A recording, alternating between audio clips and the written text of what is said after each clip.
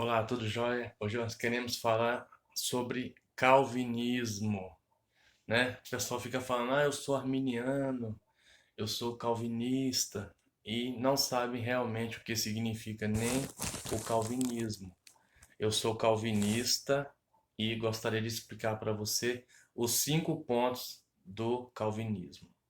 5 pontos do calvinismo, conhecidos pelo acróstico TULIP, referente às iniciais dos pontos em inglês, são uma síntese dos cânones teológicos definidos no Sínodo de Dordrecht, no âmbito da disputa entre calvinistas e arminianos, acerca das doutrinas da graça e da predestinação. Eles refletem a soteriologia típica do movimento calvinista, interpretando a natureza da graça de Deus na salvação da criatura humana. Seu eixo é a afirmação de que Deus é perfeitamente capaz de salvar cada pessoa que ele tenha a intenção de tornar objeto de sua graça salvadora, e que seu trabalho não pode ser frustrado por alguém ou algo que fique no caminho na tentativa de impedir sua conclusão. Os 5 pontos do calvinismo, ao contrário do que se deduz pelo senso comum, não foram feitos por Calvino, e sim a partir de uma contra-argumentação ao protesto que os seguidores de Jacobus Arminius, um professor do seminário holandês, apresentaram ao Estado da Holanda em julho de 1610, um ano após a morte de seu líder. O protesto consistia de 5 artigos de fé, baseados nos ensinos de Armínio, e ficou conhecido na história como o Remonstrance, ou seja, o protesto. O Partido Arminiano insistia que os símbolos oficiais da doutrina das igrejas da Holanda fizeram com que editassem a Calvinaria, Confissão Belga e Catecismo de Heidelberg, fossem mudados para se conformar com os pontos de vista doutrinários contidos no protesto. As doutrinas às quais os arminianos fizeram objeção eram as relacionadas com a soberania divina, a inabilidade humana, a eleição incondicional ou a predestinação, a redenção particular ou expiação limitada, a graça irresistível chamada eficaz e a perseverança dos santos. Essas são as doutrinas ensinadas nesses símbolos da igreja holandesa, e os arminianos queriam que elas fossem revistas. Esses 5 pontos são tulip, em inglês, uma tradução livre que significa tulipa, né? O T significa depravação total, U, eleição incondicional, L, expiação limitada, I, graça irresistível, P, perseverança dos santos. Tulip. E eu gostaria de começar com você hoje falando sobre a depravação total, também chamada de depravação radical, corrupção total e incapacidade total.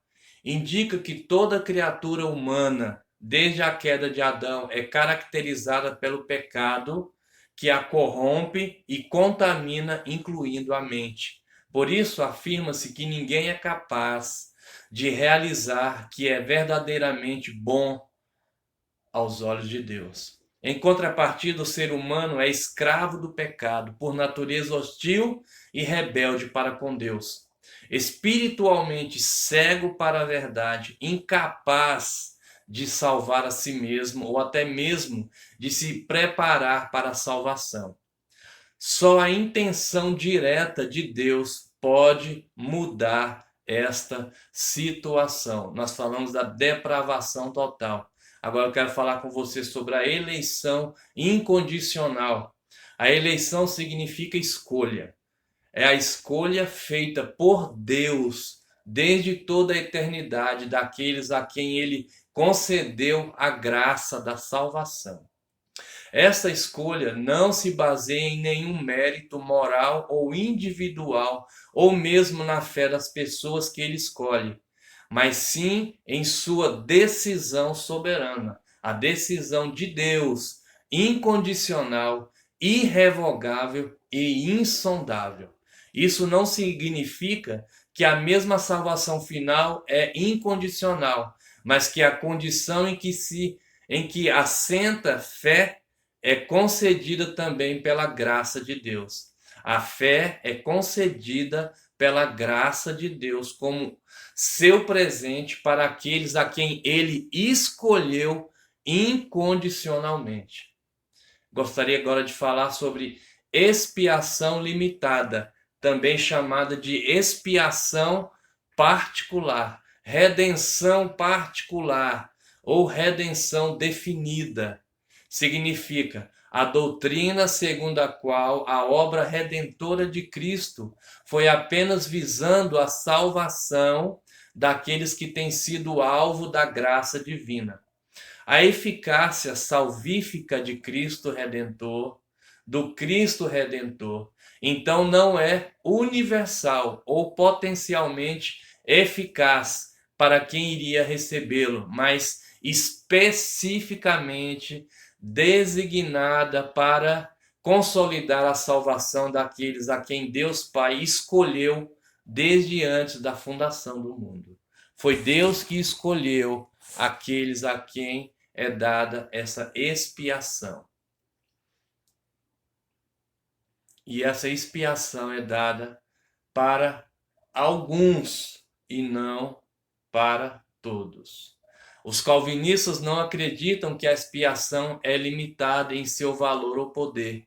Se Deus o Pai quisesse, teria salvo todos os seres humanos, sem exceção. Mas sim que a expiação é limitada na medida em que foi destinada para alguns e não para todos. Torno a repetir. Agora vamos falar sobre a graça irresistível. Também a graça irresistível, conhecida como graça eficaz, graça transformadora e vocação eficaz. Essa doutrina ensina que a influência salvífica do Espírito Santo de Deus, ela é irresistível, superando toda e qualquer resistência. Quando então Deus soberanamente visa salvar alguém, o indivíduo não tem como resistir a essa graça da vida eterna com o próprio Deus. Não tem como resistir à graça de Deus. Agora gostaria de falar com você sobre a perseverança dos santos, também conhecida como preservação dos santos ou segurança eterna.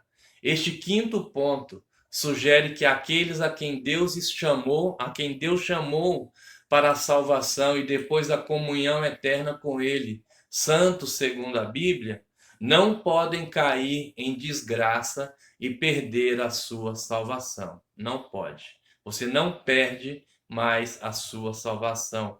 Mesmo que em suas vidas o pecado os leve a renunciar à sua profissão de fé, eles, como autênticos eleitos, mais cedo ou mais tarde, retornarão à comunhão com Deus. Essa doutrina é baseada no fato de que a salvação é obra de Deus, do começo até o fim.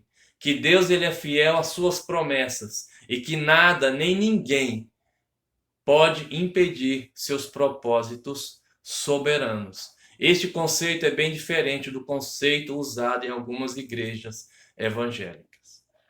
De uma vez salvos, salvos para sempre, apesar da apostasia, a falta de arrependimento ou a permanência no pecado, desde que eles tenham realmente aceito Cristo no passado. No ensino tradicional calvinista, se uma pessoa cai em apostasia ou não mostra mais sinais de arrependimento genuíno, isso é uma prova cabal de que essa pessoa nunca foi realmente salva. Nunca foi realmente salva. E em decorrência disso, que não faz parte do número dos eleitos. O acrônimo TULIP em inglês coincide com a palavra tulipa. Por esse motivo, frequentemente, a flor referida é utilizada como símbolo do calvinismo.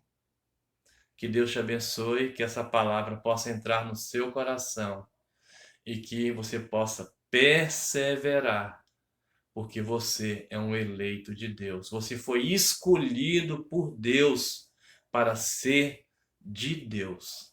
Que Deus te abençoe.